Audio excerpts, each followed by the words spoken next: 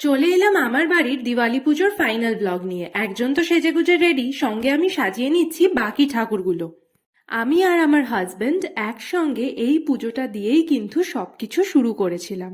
তাই চেষ্টা করি প্রত্যেক বছর একটু নিজের মতো করে গুছিয়ে এই পুজোটা করার।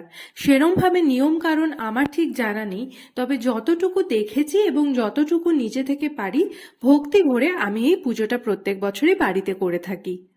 বাড়িতে মা, বাবা, দাদা সবাই এসেছিল, তাই আজকে কালী পুজো আর দিওয়ালির দিনটা সবার সঙ্গে মিলেমিশে আড্ডা মেরে গল্প করে বেশ ভালোভাবেই কেটে গেছিল।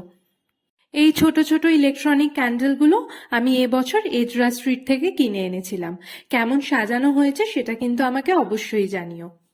আজ চারিদিকে প্রচুর বাজি ফাটছে। বাজি পোড়াতে আমি ভালোবাসি না, তবে দূর থেকে দেখে বেশ এনজয় করলাম।